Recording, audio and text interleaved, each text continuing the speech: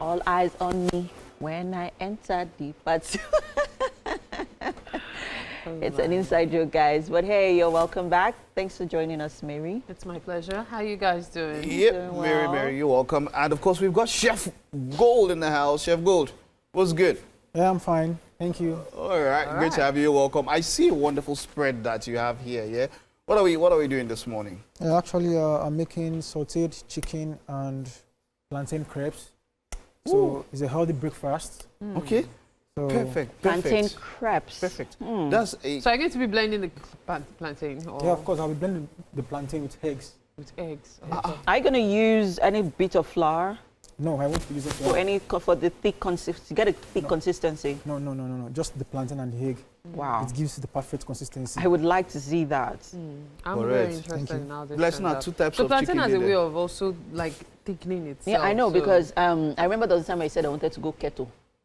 I was She said abducting go the keto diet, and so I was instead of having my regular the swallows that we're used to, I would blend plantain and then cook it and use it as a swallow. Oh, okay. Yeah, so you don't even need to do much. So Just put it in the heat and then they're it having just quite a number of stuff trending right now. And I know there was something we said we were going to talk about, but I just wanted to touch on something really painful I came across this morning. okay. So I don't know if you saw this particular post about a 7-year-old boy who allegedly stole 70 naira biscuits. And his stepmom and his dad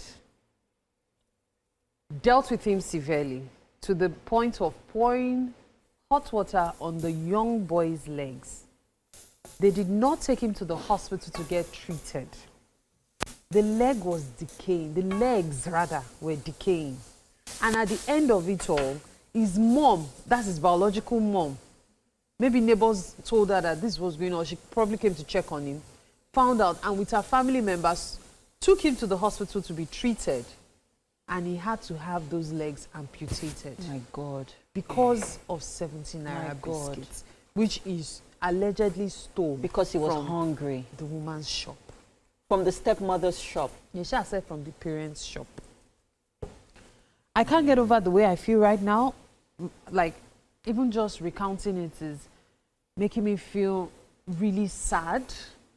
I mean, and we talk about this, yesterday the talk was on inheritance, next of kin. Next of kin. Right. And then we're now talking today of step parents. yeah.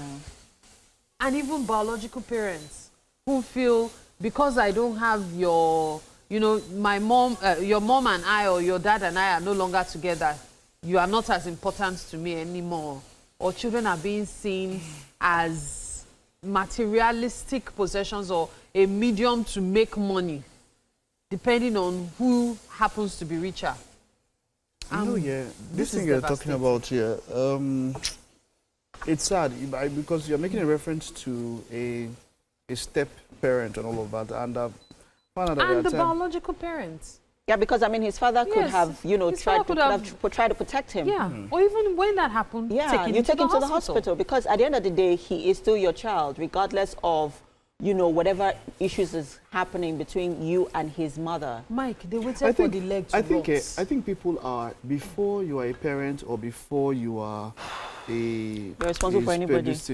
You are first of all a human, and whether it's your child or not, people are good or bad as the case may be. And such a person, we've seen people who have cared for people who are not even their blood, as though they had relations with them. I mean, And then people, it's about who the person is. People talk about, oh, my mother, my biological, this thing and all of that. You are dealing with callous people.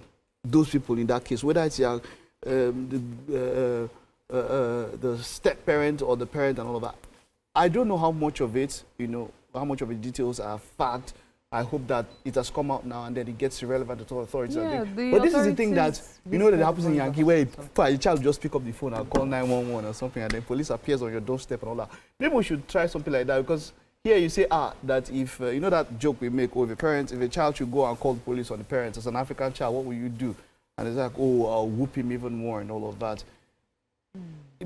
Kids at some point should have, in some sort of way, access to authority so that things like this, as it is in developed societies, can be avoided. Well, you know? talking about kids having access to authorities in this regard, I don't have a problem about it. But what I would say is, because I think there was a similar issue that came up on X last week. So this particular lady was saying that she is, at this point, she is getting infuriated because her neighbor, she noticed that her whether the, I can't remember the context, but but she was basically calling out for help on Child Protective Services to come and take this child away from these people, because every single night this particular child, or children rather, are always crying. They're constantly crying. And that at this point, she doesn't know who to call on, but she has to put it out there on social media so that, you know, the relevant authorities, you know, can maybe, you know, stumble on the tweet and, you know, reach out and find it. Has she tried to find out why the children are crying? You know, there is an extent to which you can pry. But has she listened to hear why? You know why I'm saying this? See, there's one thing about trying to intervene in an issue, and there's another thing about understanding the issue. The reason I'm talking about understanding, what if it's a single parent who is struggling to put them all, you know, trying to fix things for them? Children can be fussy. If she finds out that, oh, this is not the situation, well, at the end of the day, when the Child Protective Services to come, exactly, they'll do their investigations as well. They'll do their investigation. It'll be sad if it turns out that it's a struggling parent that now has to give up her children simply because she's trying to go through stuff. Yeah. And you know, this going back to that story, I think I have a better understanding now as to why women would rather struggle and suffer with their children, be they 5, 6, 7, when there's a separation, than leave them with their father. Somebody. Okay, we'll pick up on that, Mary, but let's check on Chef Gold now. You've already started, that's the onions, right? Going in and the oil. Just tell us what you've done so far. Actually, I'm trying to saute the chicken. Okay. I have my diced chicken. Then I have my vegetable whole, minced garlic, the minced onion. So I'm trying to allow the chicken to caramelize, then for the flavor to actually go into the chicken. Right. Okay. So Is that chicken also? Yeah, this chicken also. That's So shredded different chicken. Shades of chicken. Now it's chicken breast, right? It's still the same chicken breast. Oh, my favorite Same part chicken of breast. my So favorite what's part. different about them? Yeah, the difference about this one is I've introduced veggies inside this. Okay. But I have not introduced Introduced veggies Veggies inside inside. this. Are you going to be introducing veggies Of course, I inside will. that? I will. What kind of veggies are you using? We didn't even talk about your ingredients. What kind of veggies? I have here red bell pepper here. Okay, I have yellow bell pepper here. okay, I have green bell pepper here. okay, Then I have spring onions here. okay. Then I have celery. Oh, Then I have salt. Then I have black pepper. okay. Then I have my vegetable whole. Okay. The honey is still And coming the eggs inside. as this well. thing. Honey. Yeah, the honey is actually for Drizzling. glazing. Yeah. And then the Okay. plantain, which Drizzle. is the star ingredient for this dish. Yeah, the plantain and the egg. All right. Okay. But then again, you've heard our conversation this morning. Have you experienced, or have you had to experience any sort of, you know, child endangerment in that, in the context of, in context at which we're discussing it?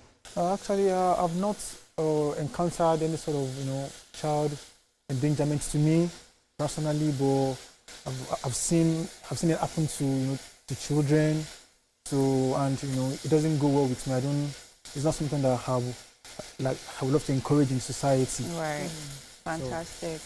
Yes. So what's your take though? I'm very curious, sir. Okay. Say for example, if parents separate, who do you think should have custody of the children?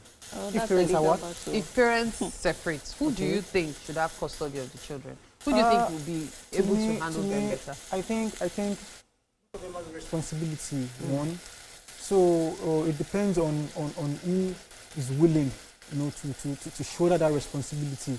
So it doesn't matter if it is the father or the mother. or the mother. So it depends on how responsible even you as a parent or the man or how responsible you are to yourself. You know, it determines how responsible you will be to your children and every other person around you. Right. Thank you very I much. mean, I that's find that very very salient, interesting right. because See, when a woman is capable of taking care of the children, there's always that thing of, no, it's a patriarchal society. The It should children be belong to the their father. father. And the woman is like, oh, I'm able to, I can. And then you're told, no, you can't have the child. The child does not belong to you. The child belongs to the father. You know that I can't travel alone with my kids. Yeah, even Except your I have- husband cannot travel except- alone Oh, with your children. I don't think it's as intricate as it is with when the mother is traveling with the kids. Except if you have a consent letter, yeah. from the father. It actually works So on both several ways, though. occasions where I have tried to travel alone with the kids, when I get to the immigration point, they're like, they want to see a letter, consent letter? or better still, they want to speak to their dad on the phone Yeah. to be sure that, you know, I'm not eloping with these kids. Mm-hmm. But then again, let's go back to, let's piggyback a little to, you know, the context, the crux of the matter here, which is, you know, child, so they call it punishments, they call it brutality, they call it endangerment. But I'd like to say here at this junction that if you are in an environment where you feel like a child's life is being endangered, or is being, you know, there's some certain level of violence that is meted out to these children or child, I think that you should reach out to the relevant authorities. There are child protective services under Lagos State. You know, let's call the attention to them and let's see how we could, you know, help, you know, these children, because they're human beings at the end of the day. And we see a lot of children being abused, being violated, their rights being violated regularly. So if there's anything that we can do as humans, they say it takes a village to raise a child. Absolutely. Let's do what we can to help. Yeah. All right, at this point, yeah, we have to take a break. You're watching Wake Up Nigeria. Stay with us, we'll be right back.